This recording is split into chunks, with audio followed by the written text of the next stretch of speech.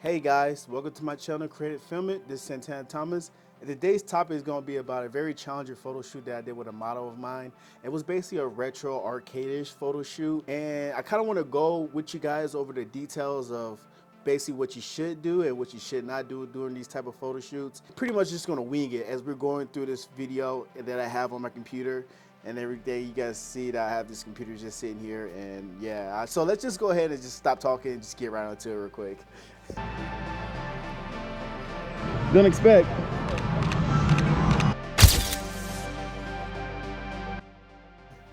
So right off the bat, guys, I decided I was gonna bring these RGB lights to this type of photo shoot because I didn't know what I was expecting. I didn't know that we were gonna be mostly in the shadow and not in, a real lit environment. So I just didn't want to risk it and not bring any type of lighting. So I decided to bring these RGB lights. And as you guys can tell, these RGB lights play a really crucial part in this entire photo shoot.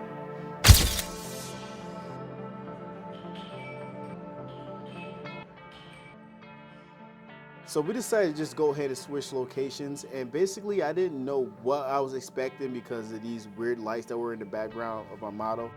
We had a red, we had a blue, we had a green, we had a purple, we had a yellow. We just had just weird colors just everywhere. I didn't know how that was gonna look, but I also decided that I was gonna bring another RGB light in the mix of it all.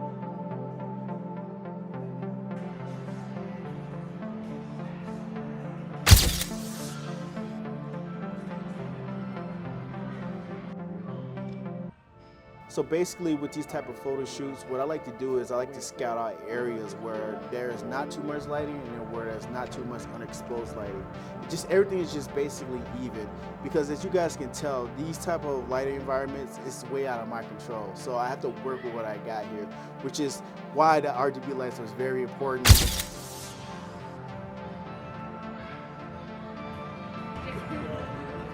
And then it was like, yes, they use the colors and stuff.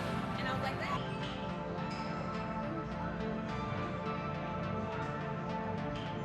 And here I am once again taking advantage of the RGB lights and this low environment. And basically what I wanted to do is I wanted to figure out where I wanted to put this light at. And I decided I wanted to put it on the side where it brought her out of the darkness on one side of her face.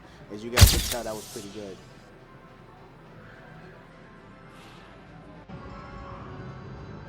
And another thing I want to hint out, guys, is that usually when I do my photo shoots, I really don't like to play around with my manual settings so much because I want my manual settings to stay exactly where they're at without having to tamper with them.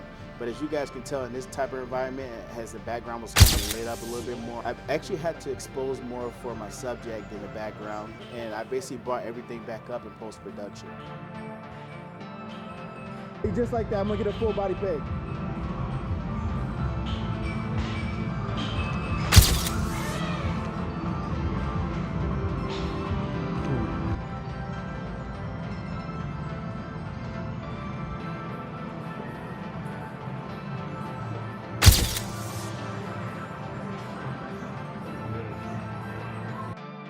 All right, guys, so basically with these type of photo shoots, what I really want to address is the simple fact that you are going to be dealing with a lot of shadows. I mean, there might seem like there's a lot of lighting in this type of environment, but trust me, dude, there's pretty much no lighting in this environment. And me bringing those RGB lights with me really saved me. And honestly, if it wasn't for my model dressing up in a much lighter wardrobe, I would have had a lot more of a hard time bringing her out of the shadows. And another thing, guys, when she showed up, she did not tell me she was going to dress like this. I mean, I knew that we were going to go for the 70s and the 80s vibe, but I was shocked when she showed up with the skates on, the blouse on, with the flower overdress thing on, and then she even wore the natural hair, which really sold the idea that this was more of a retro photo shoot, because most women back in that time, they really loved showing off their natural hair with the afros and just looking funky and jivey. But that's pretty much it, guys, for this tutorial. I know it's pretty short, but I also understand that a lot of us have a short attention span